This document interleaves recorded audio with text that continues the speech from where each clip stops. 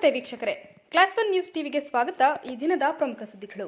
ಯಲಹಂಕ ತಾಲೂಕು ಜಾಲ ಹೋಬಳಿಯ ಮಾರೇನಹಳ್ಳಿ ಪ್ರಾಥಮಿಕ ಕೃಷಿ ಪತ್ತಿನ ಸಹಕಾರ ಸಂಘದ ಮುಂದಿನ 5 ವರ್ಷದ ಅವಧಿಗೆ 11/1/2025 ಚುನಾವಣೆ ನಡೆದಿದ್ದು, ತಡವಾಗಿದ್ದ ಚುನಾವಣೆಯ ಫಲಿತಾಂಶ 6/2/2025 ಮತ ಎಣಿಕೆ ನಡೆಯಿತು.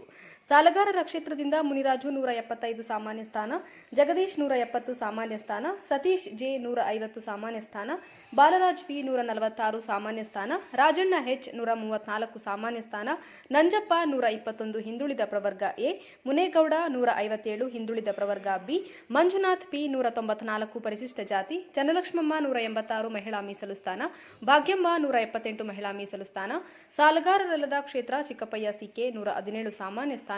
ವಿವರಗಳು 11ಕ್ಕೆ 11 ಸ್ಥಾನ ಜಯಗಳಿಸಿದ್ದಾರೆ ಅಂತ ರಿಟರ್ನಿಂಗ್ ಆಫೀಸರ್ ಬಿವಿ ಶೋಭಾ ಅವರು ಘೋಷಣೆ ಮಾಡಿದರು. ತಾಲೂಕು ಪಂಚಾಯಿತಿಯ ಮಾಜಿ ಅಧ್ಯಕ್ಷರಾದ ನಾಗರಾಜ್ ಅವರು ಮಾತನಾಡಿ, ನಮ್ಮ ಮುಖಂಡರುಗಳಾದ ಸಚಿವ ಕೃಷ್ಣ ಬೈರೇಗೌಡ ಅವರು ಹಾಗೂ ಶಿಡ್ಲಘಟ್ಟ ತಾಲೂಕಿನ ಎಂಎಲ್ಎ ಆಕಾಂಕ್ಷಿ ಪುಟ್ಟು ಆಂಜನಪ್ಪ ಇವರುಗಳ ನೇತೃತ್ವದಲ್ಲಿ ಎಲ್ಲಾ ಸದಸ್ಯರು ಗೆಲುವು ಸಾಧಿಸಿದ್ದಾರೆ ಅಂತ ತಿಳಿಸಿದರು. ಇದು ಕಾಂಗ್ರೆಸ್ ಬೆಂಬಲಿತ ಒಂದು ಟೀಮ್ ಆಗಿ ಇವತ್ತು ವಿಜಯಶಾಲಿಯಾಗಿ ಬಂದಿದ್ದಾರೆ.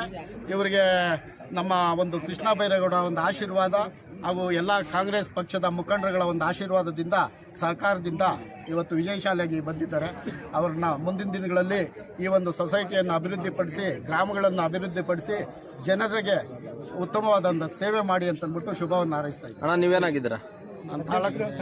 ಯಲಹಂಕ ಭೂನ್ಯಾಯ ಮಂಡಳಿ ಸದಸ್ಯರು, ಮಾಜಿ ತಾಲೂಕ್ ಪಂಚಾಯಿತಿ ಅಧ್ಯಕ್ಷರು, ಮಾರೇನಹಳ್ಳಿ ನಾಗರಾಜು ಅಂತ.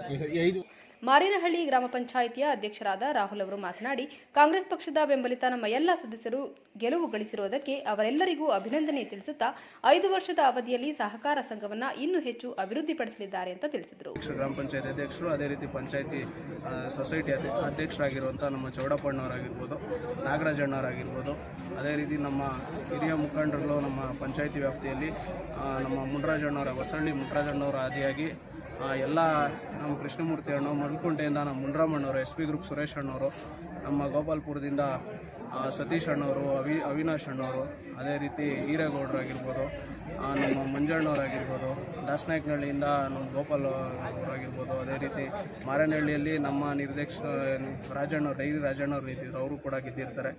ಅದೇ ರೀತಿ ನಮ್ಮ ಅಜ್ಜಿಯವರು ಚನ್ನಲಕ್ಷ್ಮಮ್ಮವರು ಅವರು ಕೂಡ ಗೆದ್ದಿರ್ತಾರೆ. ಭಾಗ್ಯ ಅನ್ನೋರು ಚಕ್ನಹಳ್ಳಿಯಿಂದ ಮೋಹನ್ ಅವರು ಕೂಡ ಗೆದ್ದಿರ್ತಾರೆ. ಎಲ್ಲರಿಗೂ ಒಂದು ಒಳ್ಳೆ ರೀತಿಯಲ್ಲಿ ಒಂದು ಒಗ್ಗಟ್ಟಾಗಿ ದುಡಿದು ಎಲ್ಲರೂ ಗೆದ್ದಿರ್ತಾರೆ. ಎಲ್ಲರಿಗೂ ಧನ್ಯವಾದಗಳು ಹೇಳೋಕ್ಕೆ ಇಷ್ಟಪಡ್ತೀನಿ. ಎಲ್ಲರೂ ಒಳ್ಳೆ ಕೆಲಸ ಮಾಡ್ಕೊಂಡು ಹೋಗಲಿ ಅಂತ ಹೇಳೋಕ್ಕೆ ಇಷ್ಟಪಡ್ತೀನಿ. Thank you.